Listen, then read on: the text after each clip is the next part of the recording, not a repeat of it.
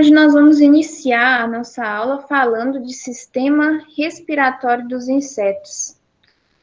O sistema circulatório e o respiratório ele é independente, né? O sistema circulatório, nós estudamos ontem, ele é composto aí pela hemolinfa, que vai levar os nutrientes até as células, né? Manter as células vivas. E o sistema respiratório é responsável pelo processo de levar o oxigênio e tirar o CO2 das células. Ele tem, então, a função essencial nesse sistema respiratório dessas trocas gasosas no corpo do inseto. O sistema respiratório dos insetos é chamado de traqueal. Esse sistema traqueal, ele é formado por essas seguintes, aqui uma ilustração que eu tirei de um vídeo da internet, que depois vou até mostrar para vocês, bem simplesinho. E esse assunto, pessoal, é importante não só dentro da nossa disciplina, também é muitas vezes assunto de provas de Enem, de vestibular, né, que algumas universidades têm o seu sistema aí de vestibular próprio, né. Então, é um assunto importante, tanto dentro do nosso conteúdo de entomologia, como também para o conteúdo geral aí dentro da biologia. O sistema, então, de respiração do inseto, aqui bem simplificado nessa ilustração, ele é formado pelo espiráculo, que são essas aberturas que comunicam o lado externo do ambiente com a parte interna do corpo do inseto, por onde vai entrar o oxigênio e por onde vai sair o gás carbônico, né?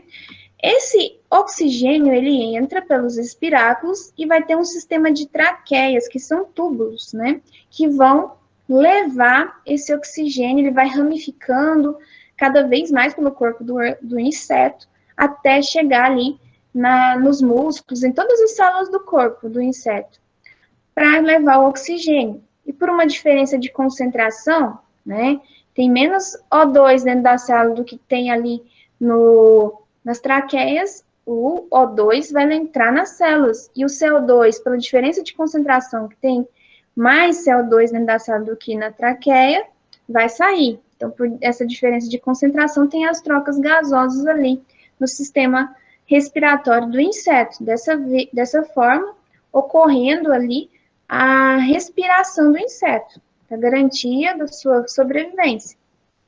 Então, aqui mostrando, né, os espiráculos. Os espiráculos, então, são essas aberturas que comunicam a parte externa do ambiente com o organismo do inseto, por onde vai entrar o O2, certo?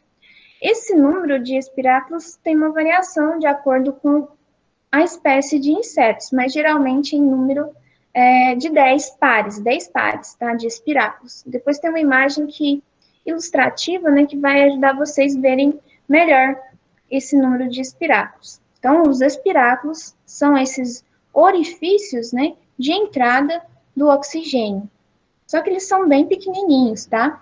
E nos espiráculos, eles têm a presença de lábios, ou também chamado de conchas de abertura e fechamento, que ele é assistido por algumas glândulas que produzem uma cera para melhor vedamento desses lábios, para controlar a entrada de gases aí do corpo do inseto.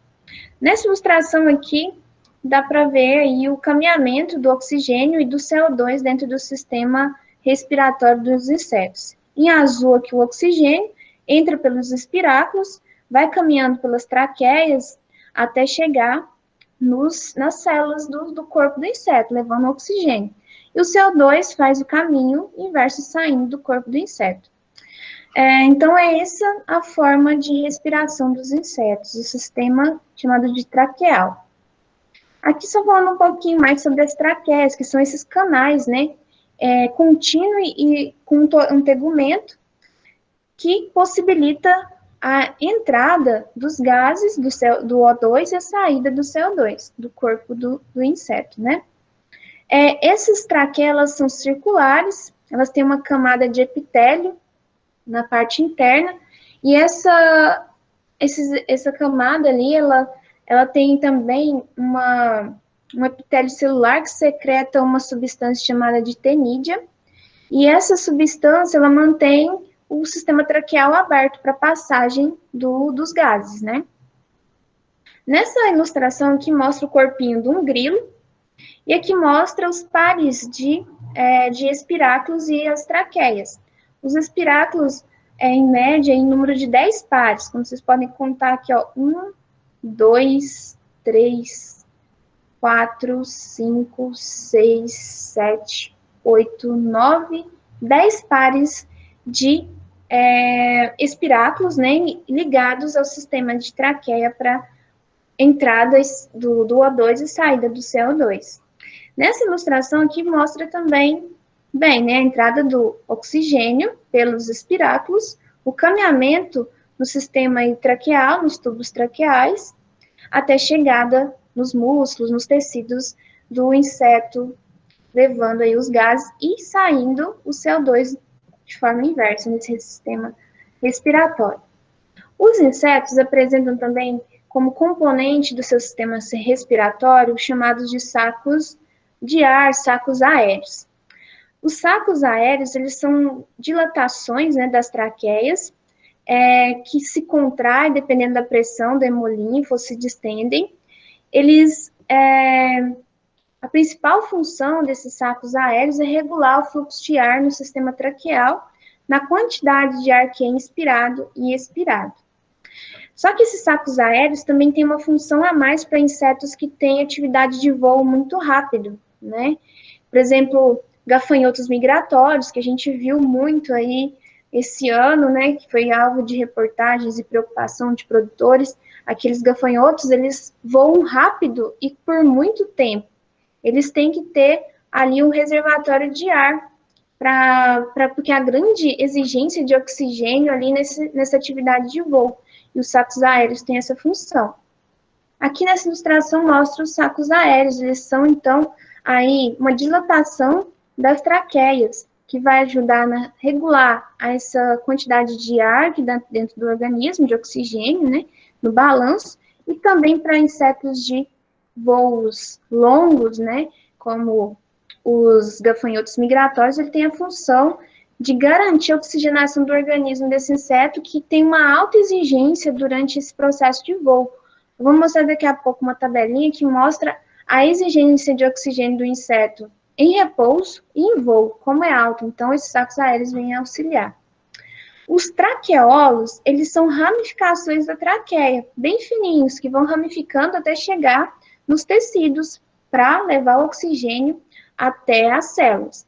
Lembrando, pessoal, que os traqueolos, eles não penetram dentro das células, eles passam entre as células e esse oxigênio, por diferença de concentração ali dentro dos traqueolos e na célula, vai passar por diferença de concentração do meio mais, que é ali nos traqueolos, por menos, que está na célula. Então, os traqueolos é ramificação, as ramificações mais fininhas das traqueias, para levar o oxigênio até as células. Essa passagem do oxigênio dos traqueolos para o tecido é feita por difusão. Vocês conhecem bem a difusão, né? É um processo aí onde as substâncias são transportadas da região mais concentrada para menos concentrada. Então, o oxigênio vai passar dos traqueolos, que está mais concentrado com oxigênio, para o menos concentrado, que são as células. Aqui só falando, né, porque é usado a terminologia também, que o O2 ele vai passar, como a gente está falando do meio mais para o menos, né, isso porque a questão da diferença de concentração, e se vê o termo hipertônico e hipotônico.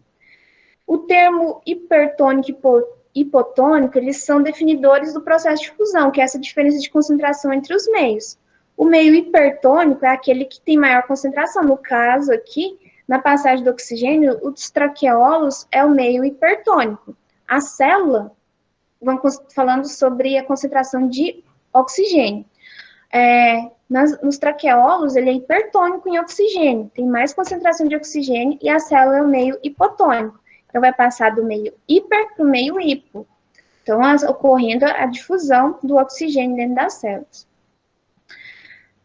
A respiração, vamos falar um pouquinho dos tipos aí de respiração, né? Insetos muito pequenos, né, têm a respiração passiva. onde o corpo, como ele é muito pequeno, né? Então, o oxigênio ele vai percorrer pequenas distâncias, a difusão do oxigênio através aí das paredes do corpo. Tem um caso aí raro, né, de insetos pulmonados, que aqui está até a foto de uma fase larval da lagartas calpodes etílios, né, é um lepidópteros. Na fase larval, observa a presença de um pulmão primitivo. Também auxilia nesse inseto na fase larval na respiração. Mas aí a maioria dos insetos tem a respiração ativa, né, que é os insetos regulam O2, abrindo seus espiráculos, e os espiráculos abrem, entra o oxigênio pelas traqueias, pelos traqueolos, chegando até as células, né? Aqui só para vocês verem como é diferente a necessidade de oxigênio no corpo de um inseto em repouso, em unidades aí, né? Um em repouso precisa de 30 a 50 microlitros por minuto por grama de músculo de voo. Um inseto em voo precisa de 1.600 quantidade de oxigênio por microlitros minuto gramas de músculo por voo. Então, por isso que é tão importante também a questão dos sapos aéreos, na questão de garantir esse fluxo, essa questão de regular o oxigênio no corpo do inseto. A exigência é muito alta, porque o corpo está em movimento, os insetos têm voos muito rápidos e tem uma exigência muito grande de oxigênio no corpo para as suas atividades. Assim também, quando nós fazemos atividade física e nosso corpo começa a exigir mais oxigênio, porque da movimentação de músculos, do funcionamento do corpo. Nós sabemos que existem insetos que não vivem só, temos insetos terrestres, mas temos insetos aquáticos, né? Então, como que funciona essa respiração de insetos aquáticos? Tem alguns insetos que têm estruturas, eles estão dentro da água, mas eles têm ali estruturas no seu corpo para pegar o oxigênio da superfície, né? Tem insetos, né, que têm sistema respiratório fechado.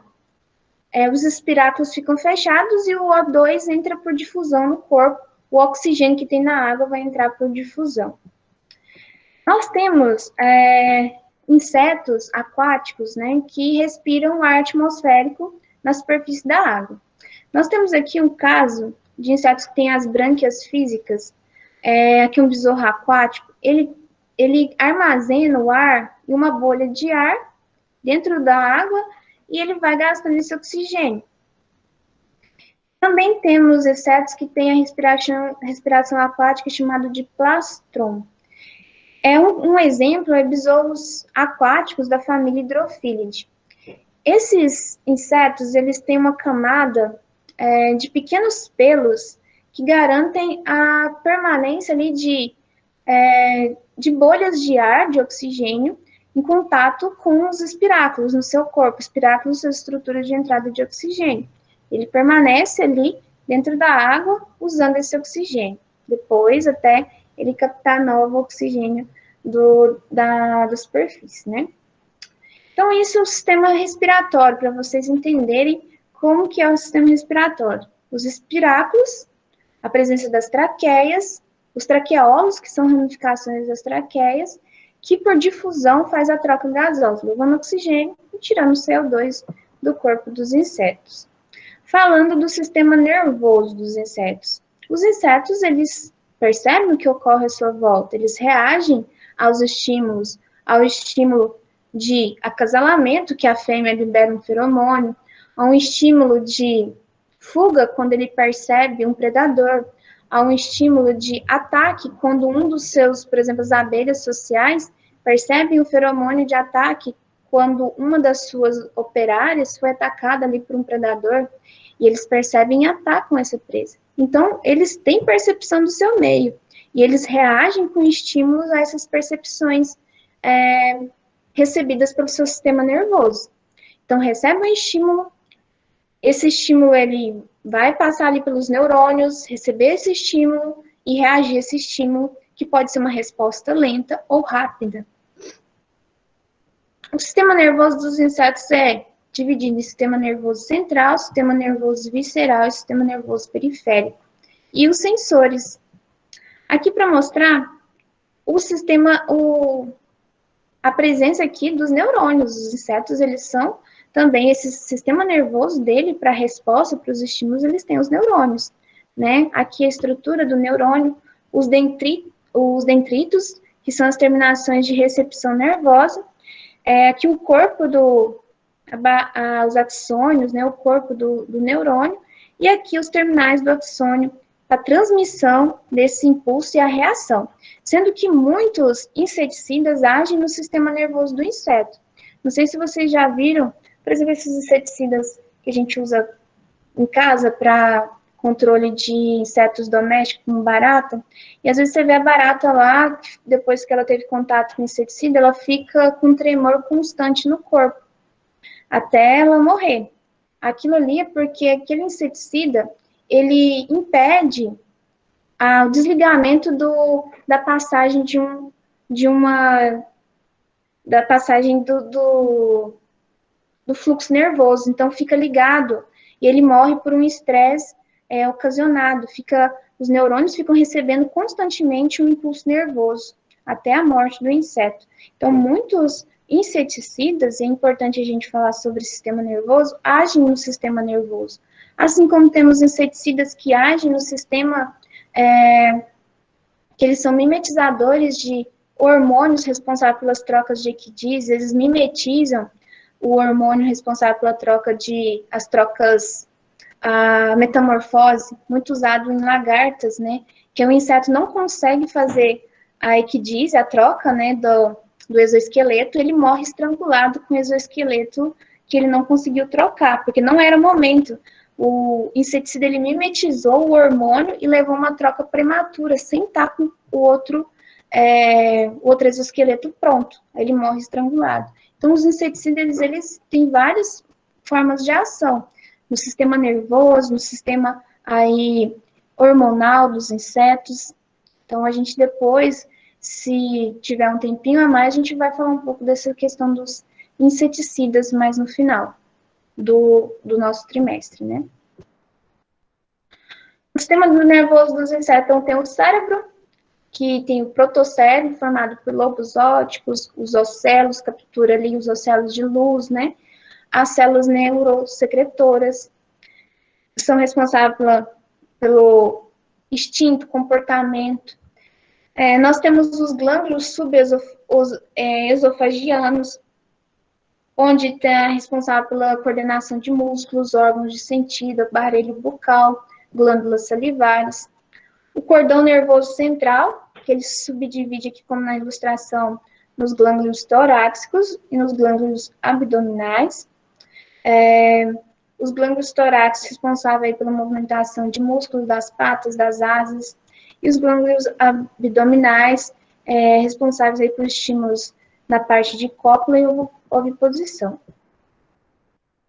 O sistema nervoso visceral ordena ali o intestino médio, movimentos involuntários, batimento do coração, o sistema endócrino, que é a secreção de hormônios, os espiráculos abdominais, que a gente estudou, os espiráculos para abertura e entrada do oxigênio e saída do CO2. Também a questão dos órgãos genitais internos, intestino posterior. O sistema nervoso periférico é responsável por perceber os estímulos do ambiente. Temos os mecanorreceptores, os órgãos auditivos, por exemplo, a gente vai falar um pouco disso lá nos grilos, como eles percebem os sons. As cigarras, por incrível que pareça, elas não percebem um som, elas percebem a vibração do som do parceiro para reprodução. Então, tudo é percebido por esses órgãos de sentido. Os quimiorreceptores, as anteninhas, são responsáveis por receber o estímulo do feromônio da fêmea para a atração do macho, um feromônio de agregação que alguns indivíduos apresentam, e aí forma aquele grande número de inseto agregado numa planta, que é um risco, né? Quando agrega muito inseto numa planta, eles destroem a planta. Então, é responsável por receber os estímulos. O feromônio de ataque, eles percebem pelas antenas ali que tem quimiorreceptores, esse feromônio liberado por um inseto da sua espécie. Percebem temperatura, percebem umidade relativa do ar. E é interessante isso, porque muitos estudos já foram feitos e evidenciaram que os insetos eles preveem tempestades e também até questões aí de tempestades mais sérias, tempestades que às vezes devastam uma região. Você não vê uma formiga cortadeira em sua perfeita saúde, né, andando num dia que está chovendo, porque eles percebem a umidade relativa do ar e eles ficam recolhidos dentro das suas colônias, assim como as abelhas. Não vai achar uma abelha, assim, acha uma que está às vezes doente ali, com efeito de algum inseticida, com efeito de algum problema, de algum parasita, que ela está quase morrendo. Mas o inseto sadio, você não vai achar ele andando num dia de chuva, porque eles têm percepção até da pressão atmosférica que muda quando vai chover. Então, tudo isso foi evolução de milhões de anos, né?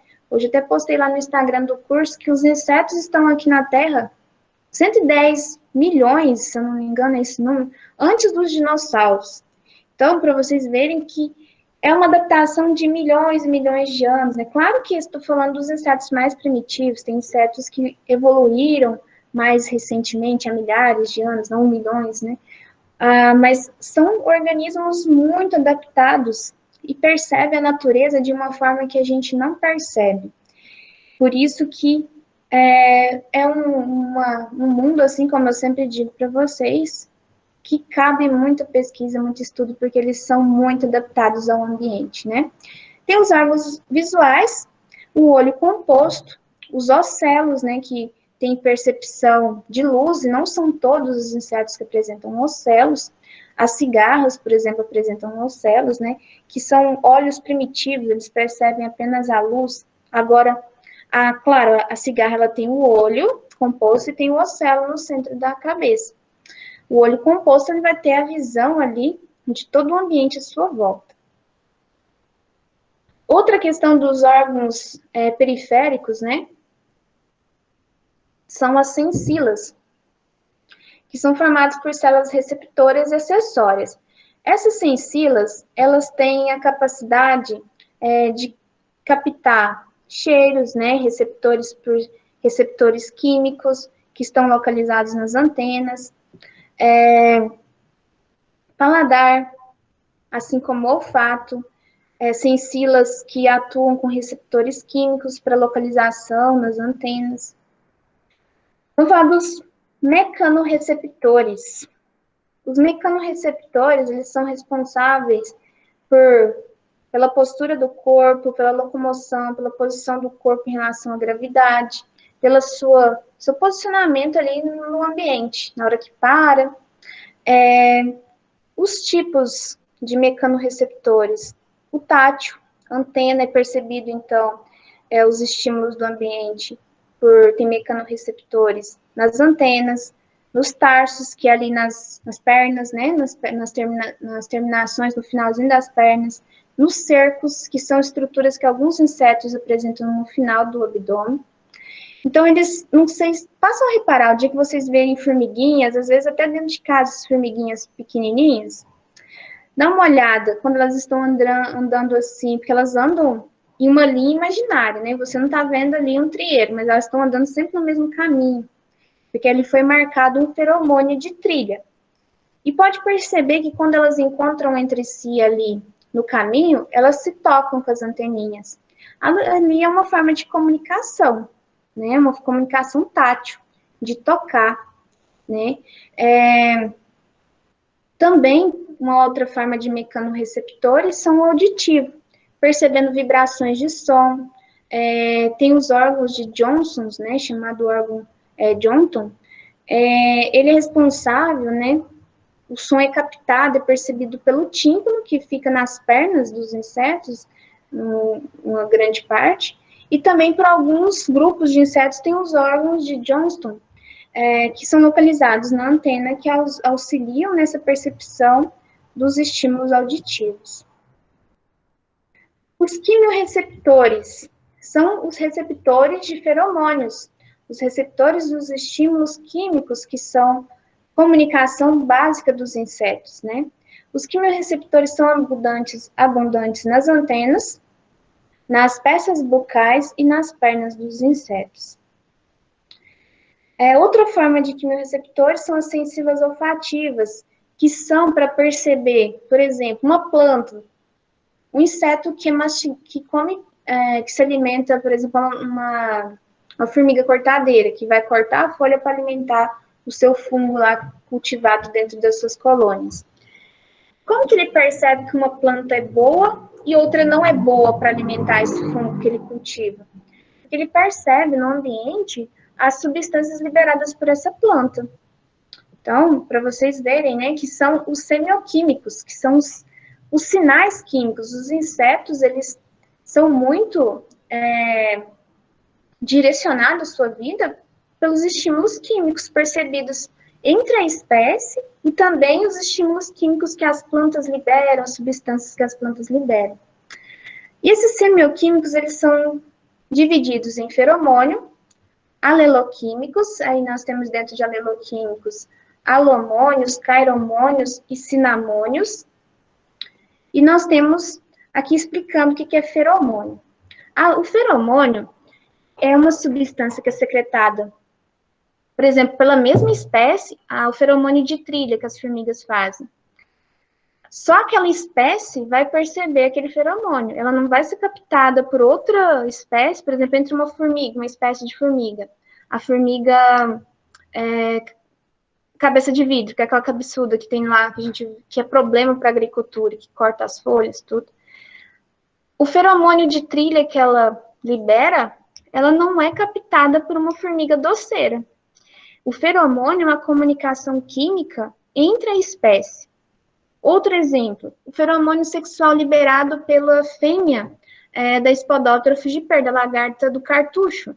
Ela é só percebida pelo macho da lagarta do cartucho, na fase, estou falando aqui lagarta na fase larval, né, mas os adultos, né, que vão ali copular. Só abrindo um parênteses aqui, falando de adulto, né, pessoal. Na coleção entomológica, só insetos adultos, tá? Eu não sei se eu falei bem isso.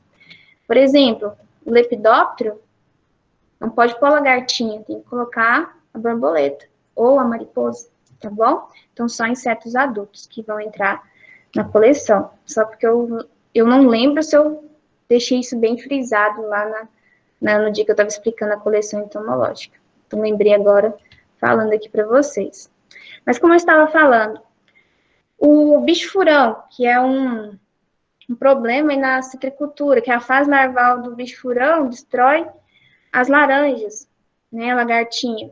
A fase adulta é uma mariposinha.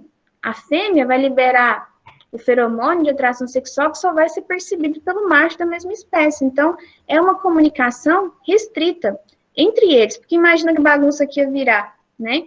Então, eles percebem só esse feromônio que é específico da espécie deles. Os aleloquímicos. Os aleloquímicos são substâncias que são secretadas por outros organismos ali, plantas, inclusive, que vão afetar essas respostas dos insetos. Os alomônios.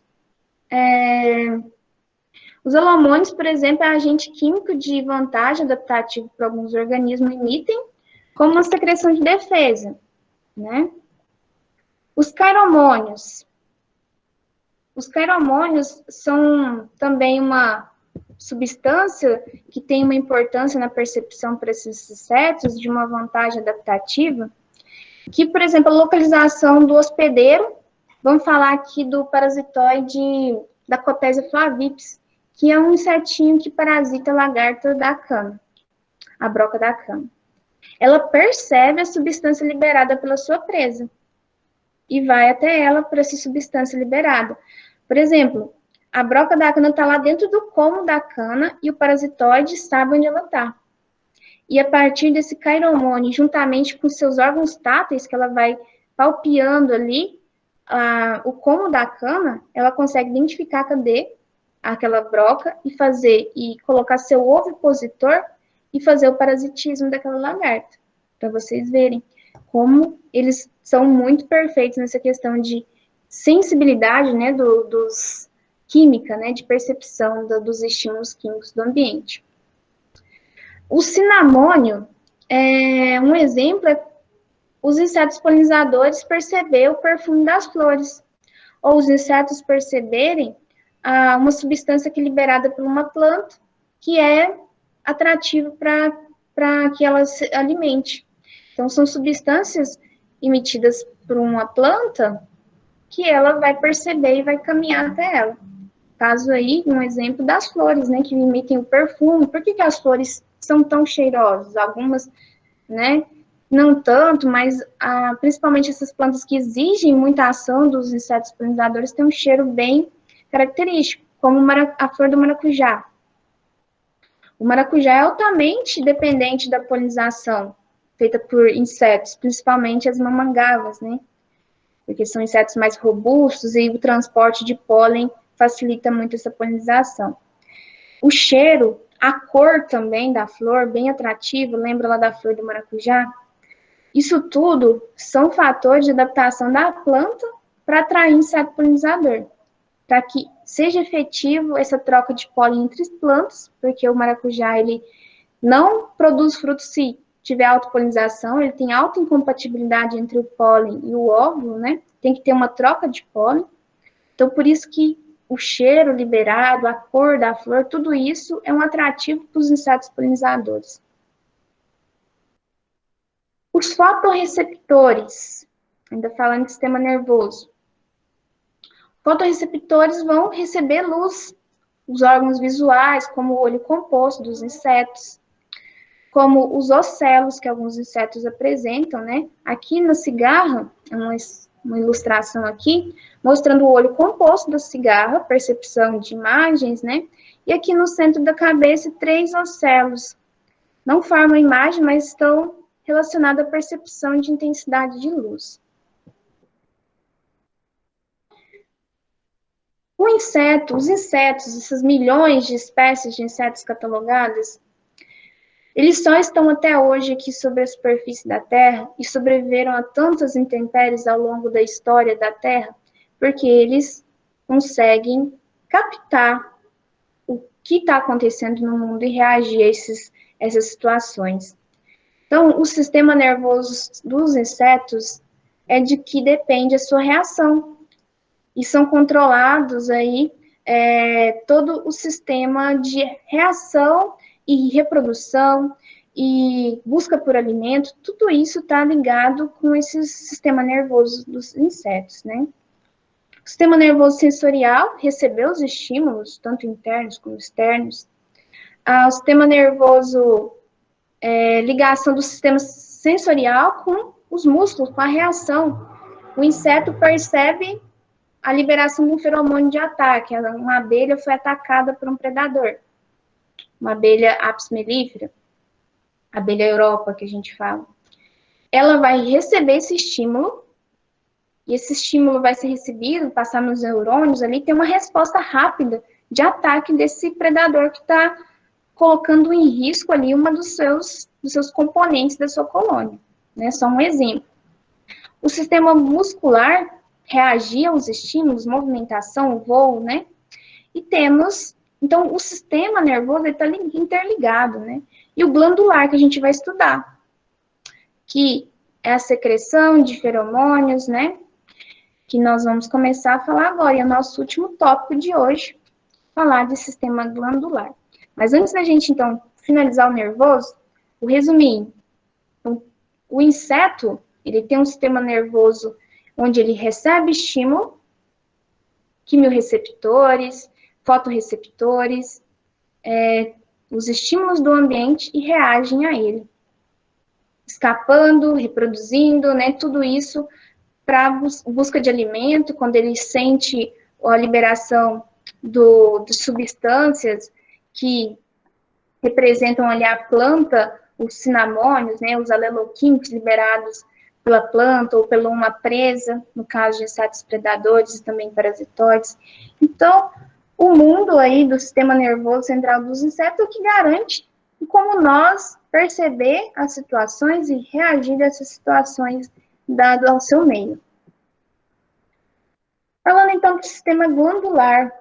A gente falou ali dos quimiorreceptores, né? Recepção de feromônios sexuais, de feromônios de ataque. Mas como que essas substâncias são produzidas no corpo do inseto? Tem as glândulas que vão produzir os hormônios. A função desses hormônios são as mais diversas. Produção de feromônios sexuais, de atração à fêmea, atrai o macho. Feromônios de trilha para insetos sociais que estão ali marcando o local de uma fonte de alimento. Quando a formiguinha acha sua vasilha de doce, né? Ou sua vasilha, seu pote de açúcar lá na sua cozinha. E você assusta e vê aquela trilha de formigas chegando no seu pote de açúcar. Aquilo ali porque uma delas achou aquela fonte maravilhosa de alimento e veio marcando o feromônio de trilha. E aí todas as outras vão até a fonte ali de alimento, né? Então, são glândulas que secretam essas substâncias. Temos hormônios responsáveis pela metamorfose, pela troca do exoesqueleto quitinoso.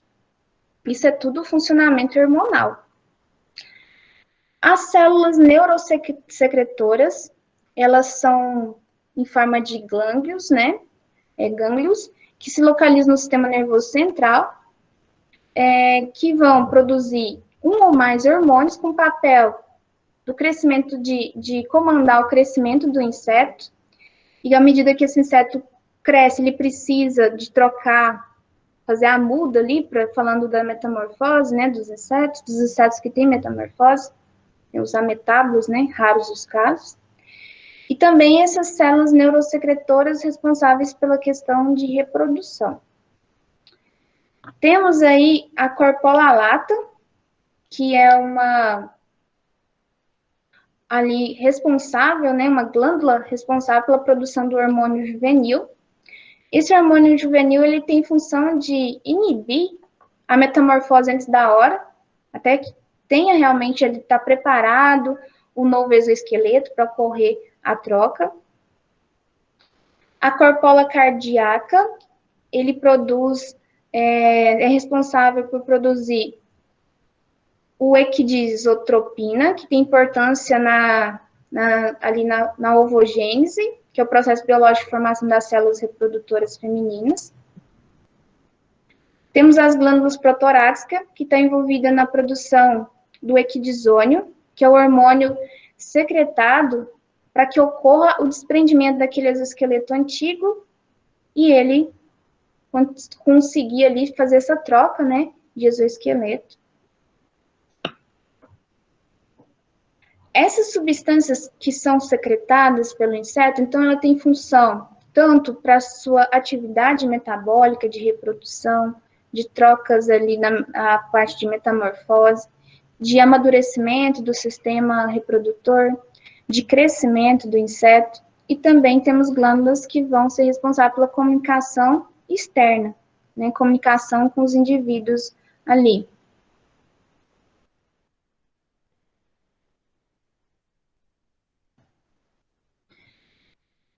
Alguns hormônios aí que são secretados por diferentes glândulas, né? O hormônio juvenil que eu falei. Esse hormônio é responsável por manter o inseto no íster que ele se encontra. Por exemplo, a lagartinha. Ela acabou de sair do ovo. Vamos falar a lagartinha da espécie aí Spodoptera frugiperda, que é a lagarta do cartucho. Ela acabou de sair do seu ovo. Depois de alguns dias de incubação, saiu o primeiro íster, a lagarta de íster 1. Ela não pode imediatamente fazer a troca de equidise. Ela precisa se alimentar, precisa do seu corpo ali secretar, através também de uma forma hormonal, ter a produção do novo exoesqueleto para depois ocorrer a troca. Então, o hormônio juvenil vai manter ela naquele íster que ela está até o momento real dela fazer a equidise. O hormônio equidisona. Esse hormônio é importante, controlador da maturação do ovário também, além de ser importante, e da parte também masculina, né, do macho ali das espécies, para a reprodução. Além de ser importante no processo de trocas de mudas da equidise mesmo do inseto, na produção do novo exoesqueleto.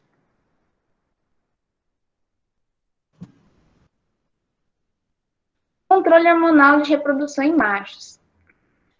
Os insetos de vida curta, a espermatogênese começa no último estágio larval, então ou ainda no estágio de pupa. Insetos que vai ter ali 2, 3 dias de vida, né? Então, a parte de amadurecimento do seu sistema reprodutor começa ainda quando ele está na larva ou na pupa. Isso aqui para insetos de metamorfose completa, né? Então, por meio hormonal, é estimulado o amadurecimento desse sistema reprodutor. Isso por meio de glândulas protorácicas que vão ali ter a ação desses hormônios no amadurecimento. Agora, insetos de vida longa, a espermatogênese, né, que é a formação ali dos espermatozoides, ela inicia após a metamorfose. Só que ela também é estimulada por hormônios, tá? Os equidisteroides.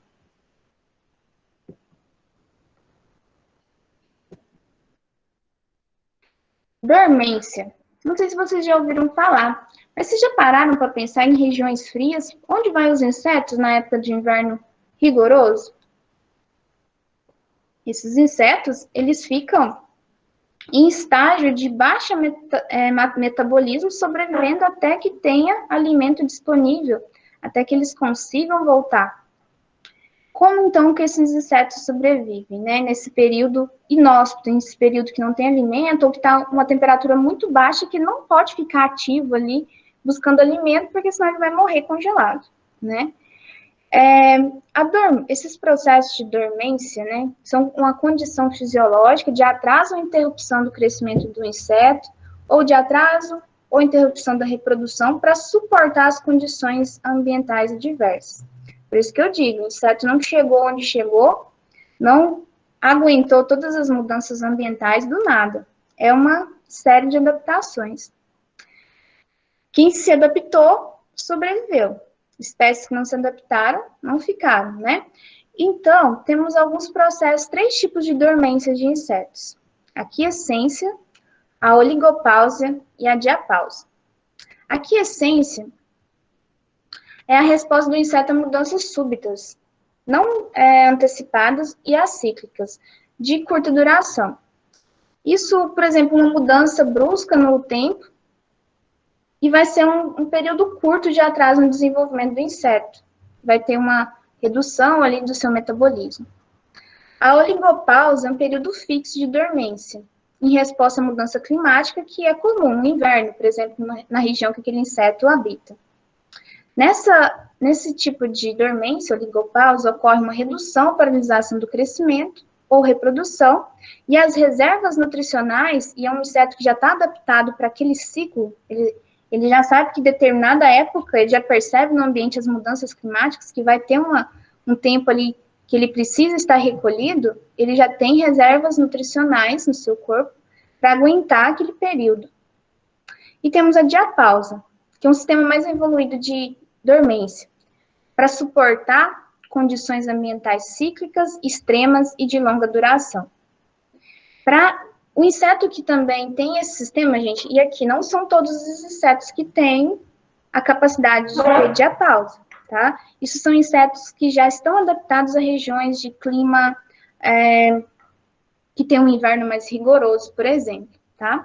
Não são todos os insetos que têm essa capacidade de entrar em diapausa. Então, o inseto que vive nessas regiões que vai ter um inverno mais rigoroso, ele já tem uma adaptação naquela espécie, que ele vai ter um período de preparação para acumular reserva e para se preparar hormonalmente para esse processo.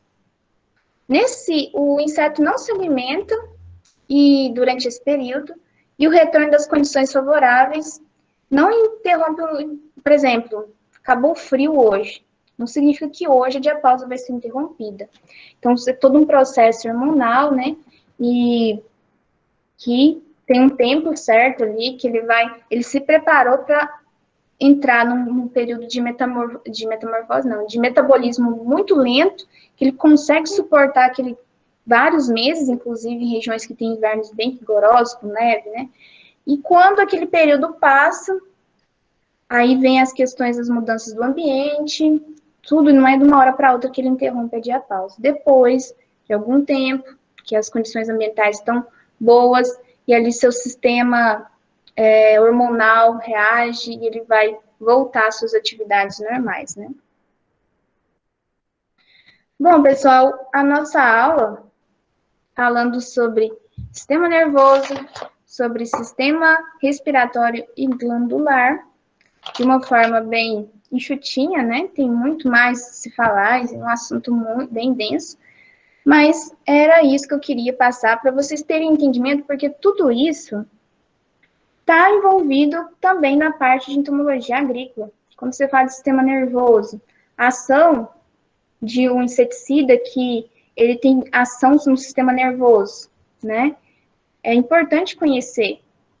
A questão também da busca do inseto por alimentos, até pelos predadores, como vocês viram, eles percebem o estímulo da presa. Como é que eles encontram a presa? Eles percebem as substâncias liberadas pela presa e vai até ela, pelos receptores que são captados pelas suas antenas, né? Muitos deles captados pelas antenas. A importância também de entender o sistema hormonal, porque, inclusive, alguns inseticidas, conhecidos como mimetizadores de hormônios juvenis, né, ele vai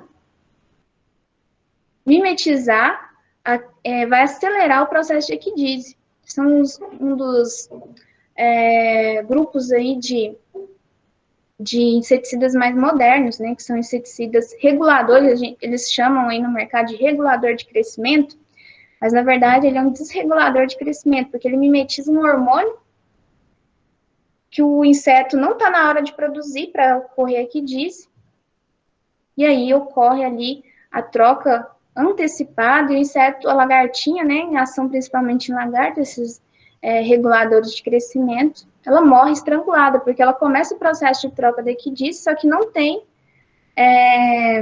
ela não está preparada para essa troca, né, o seu corpo não secretou ali um novo exoesqueleto, então ocorre uma bagunça e ela morre por isso. Então, para a gente entender um pouquinho desse mundo, né, entender outras coisas que a gente vai falar e outras coisas que vocês que vão seguir aí dentro da área agrícola, né, vão talvez até se lembrar dessas aulas que a gente está falando aqui hoje, né.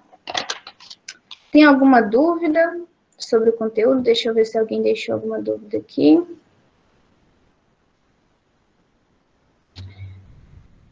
Gravei, Felipe, a aula.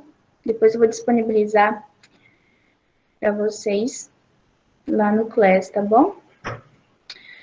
Alguma dúvida sobre a aula de hoje, sobre alguma curiosidade?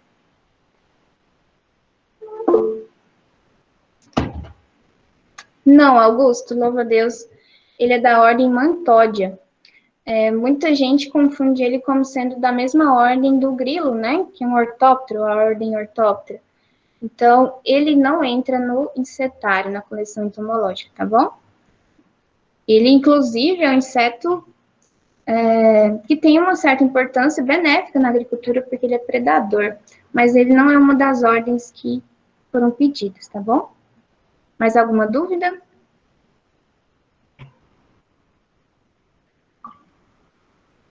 Tranquilo? Tá bom. Pode mandar para mim ver qual que é a ordem. Quem estiver capturando insetos, tá com dúvida qual que é a ordem? Porque a gente ainda não estudou as ordens, né? Vamos começar, semana que vem vai ser a Semana Nacional, então na outra semana a gente começa a estudar as ordens. Vamos começar a estudar a ordem mais abundante de insetos, que é a ordem Coleóptera, dos besouros, né? Como a gente ainda não estudou, então tá mais difícil para vocês classificarem a nível de ordem, então pode me mandar foto. Achou? Manda a foto que a professora ajuda vocês, tá bom? Mais alguma dúvida? Se vocês estão tranquilos aí, qualquer dúvida pode depois me mandar no WhatsApp, tranquilo, tá bom? Então, vamos finalizando a nossa aula de hoje aqui. Então, na semana que vem, vamos por às vezes, nos encontrar nos eventos, né, participando ali virtualmente da Semana Nacional, mas, como eu disse, nós não vamos ter aula convencional. Aproveitem o evento, quem ainda não fez inscrição, façam e aproveitem essa oportunidade. Desejei para vocês um bom restinho de semana, né? Tudo de bom.